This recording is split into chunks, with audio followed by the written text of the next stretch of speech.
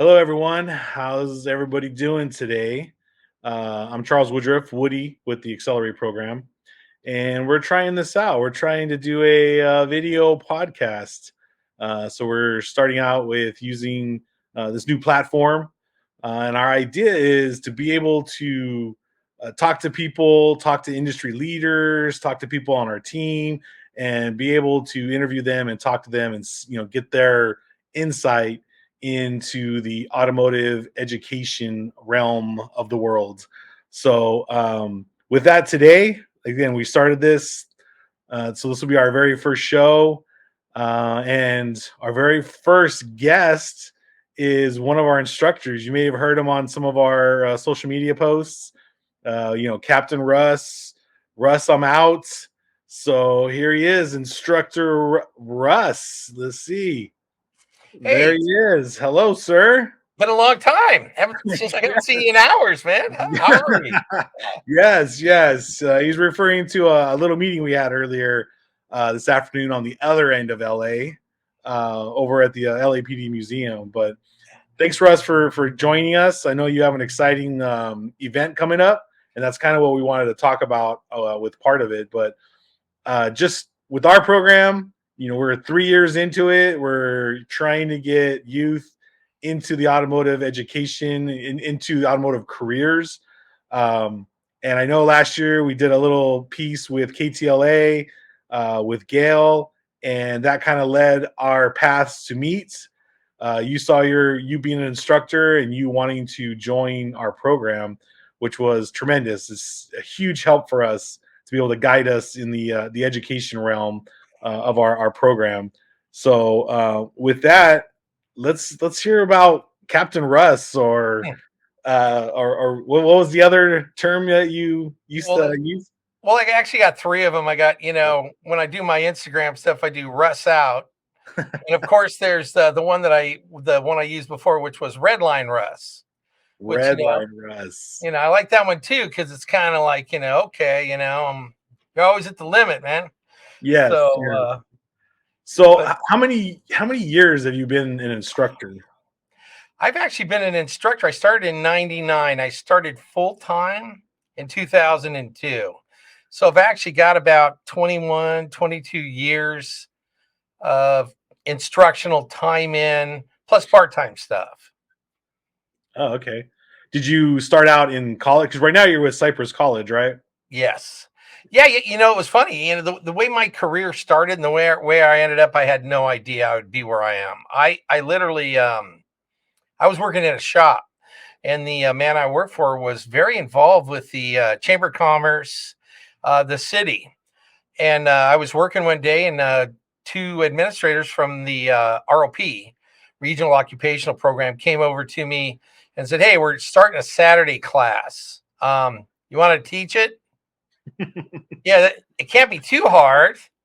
So I took that on. I did a 18-week thing. The students seemed to enjoy what I was telling them, and I really enjoyed getting out there and working with them. Before you know it, it went from one Saturday to literally the next semester. The administrators seemed to like me. They gave me 4 nights a week, and then from there, man, it kept rolling. I was doing 4 nights a week. I got a job at another ROP in a different city. Shoot, they hired me full time at a high school. I've done, oh man, it's crazy. I did 10 years at a high school. I was coaching high school competition teams at the time. I have one national automotive technology team national championship under my belt that, winners. I mean, the kids walked away with unbelievable amounts of stuff. The engine build competition that they do at SEMA, we won that 3 years in a row. So my high school career was incredible. And when this is all going on and coaching everybody, I went and started adjunct part-time teaching at the college. So one of the teachers was retiring, and then they mentioned that the position was open. I applied for it, and that was 12 years ago. Before you know it, I'm working full time at a college. Wow, that's amazing. How many students do you think you had over the years? Ooh. There was some years at the high school.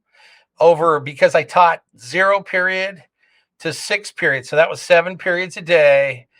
And then I had on a 2 days in the afternoons, I had another class. So I had like 7.5 periods of class.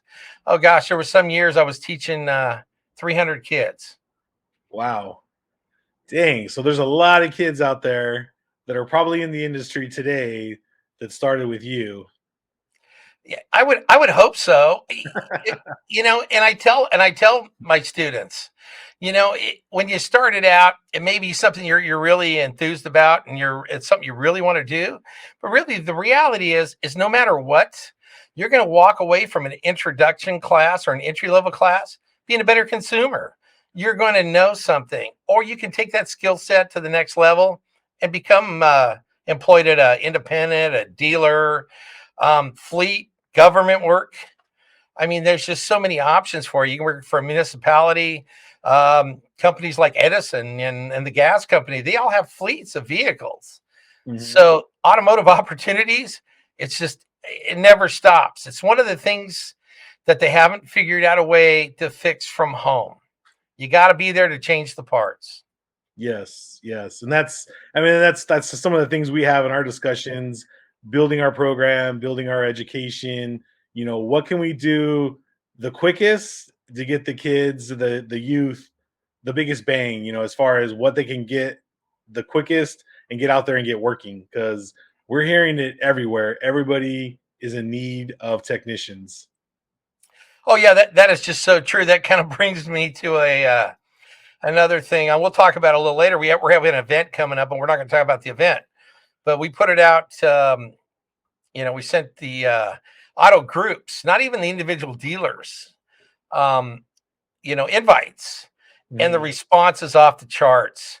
I Yep. mean, these people are just sending incredible amounts of people. They're willing to, once again, as I talked about earlier, they're willing to take students. They're willing to take students in pairs and split the shifts between 8 hours for some of these groups. They're willing to allow their schedules to work so they can continue education.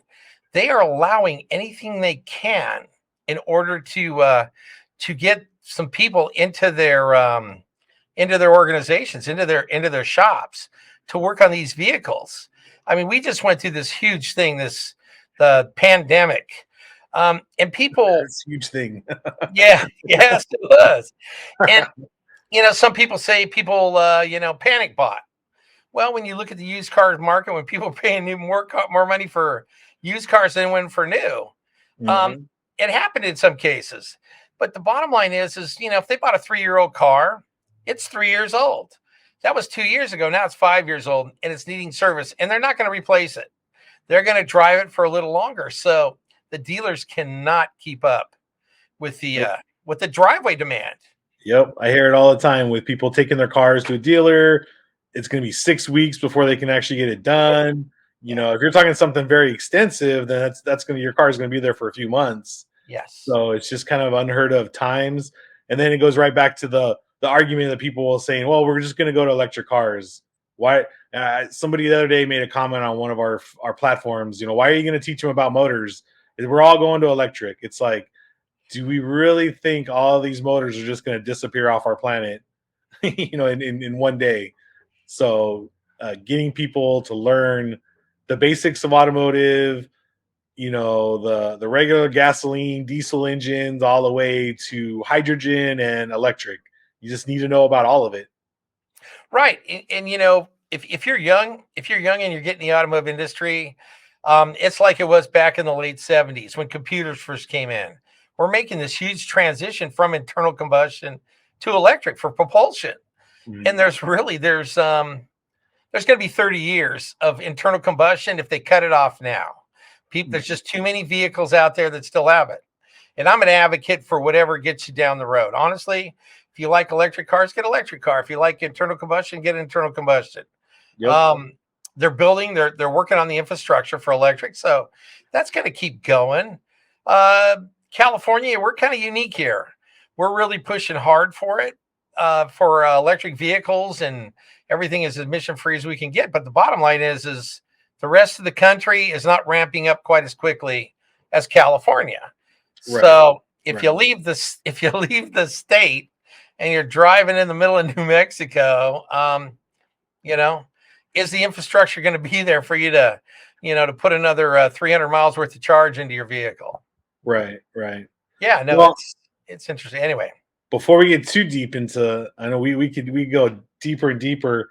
You did mention this event you have coming up, so yes. let's talk about that.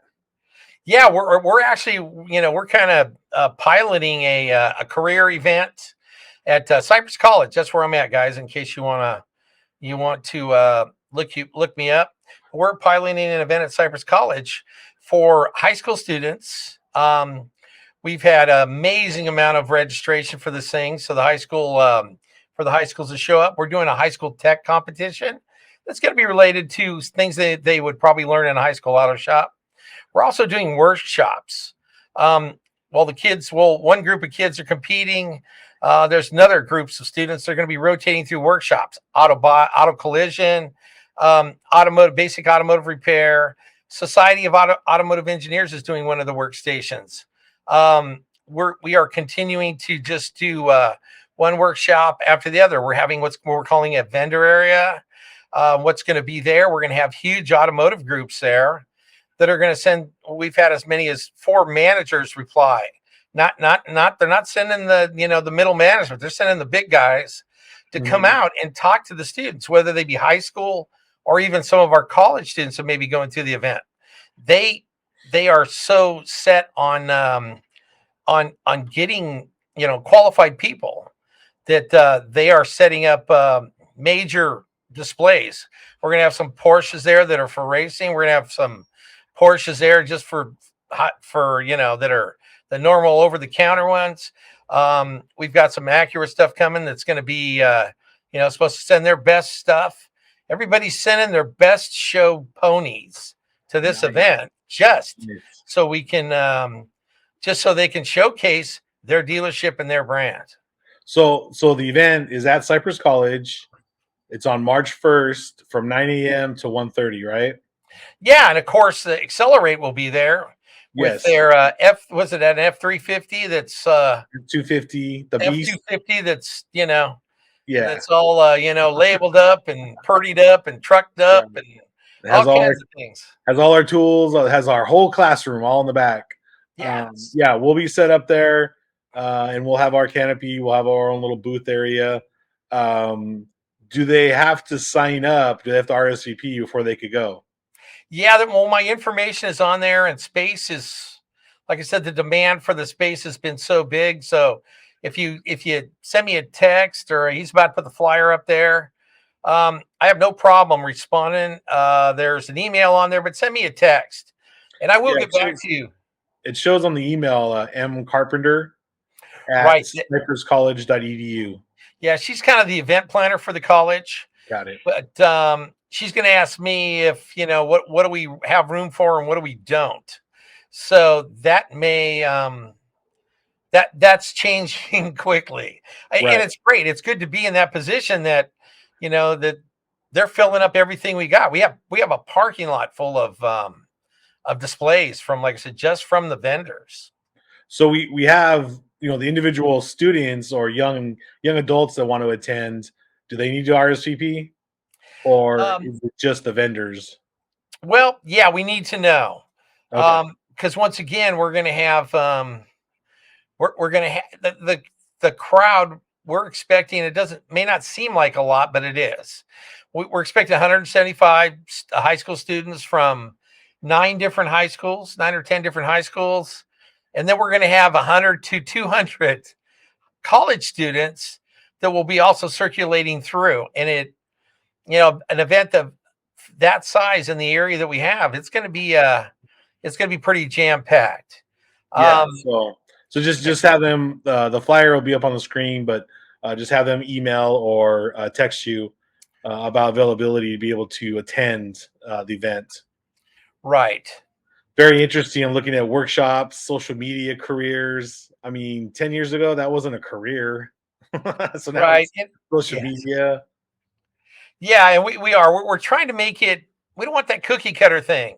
You know, Right. every automotive program at every college or everywhere, they put some people out there. Come work for me. You're going to make 150 grand.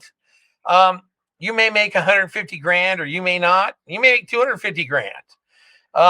You know, but the bottom line is that we're trying to bring groups that have multiple brands. Like I know you guys work with Galpin quite a bit, and Right. they don't just own Galpin Ford. That was the start of the empire that is now Galpin. So they have multiple brands, and that's what we're looking for. Somebody that has 6, 7, 8 different brands that can say, yeah, we need 5 guys at every place. And if you got 10 brands, which a lot of them have a minimum of, that's 50 people. Well, if you've got a few groups like that coming in, heck, there's the potential for 100 people, 150 people to walk away with jobs. And that's Yeah. kind of the idea behind it. I mean, it's a slam dunk right now, guys. Yep. Girls, got to Yes. fit in too. A lot of the women are beating out the guys in some of these careers. So, you know, it's welcome for everybody to come in, be a part of it, enjoy it. The other big thing we teach our students, you may learn the basics of automotive. You may go and be wrenching on a vehicle or be a tech, but then that's also your starting point to become a manager, to become a business owner, you know, to work for a brand. And now you know the basics of how mechanics works. You know how to represent that brand in a better way. So definitely a lot of cool things like that. Yeah, well, one other thing I want to kind of add to it is, you know, if this is something you want to do, Mhm. we'll also have set up for financial aid. We'll have it for counseling. How do you get into college? Maybe you're a little older. Maybe you want to do a career change. Well, we'll also have people representing the college there that are going to be able to at least give you some direction, or at least get some information back to you. So it's more than just a job fair. I mean, it's a lifestyle fair, man. It's, well, I'm this, and now I want to do that, and we're gonna try to help you get there. Yep. Sounds exciting. We look forward to being out there. It's we kept saying March 1st. That's only a week and a half away. So Yes, that's uh, that's what I said. It's coming so fast. yeah, we'll be out there. We'll be representing. We'll show pictures and video of everything out there. Russ, thanks for coming out, or thanks for being on today, being our first guest. So Awesome. you're gonna get a special pin next time I see you as being our first guest. And we look forward to. I mean, this year is already jam packed with stuff that we need to do and events we're going to and all that with the program. So we definitely look forward to it. But again, thanks for coming on.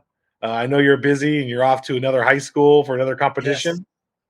Yes, I'm helping one of the high schools train for an engine build competition that they do at the SEMA show in November. So yes, Oh yes, and that's one of the groups we'll be putting a team together too, you yes. know, down the road. So again, thanks a lot, and I'll see you soon. Thank you, sir.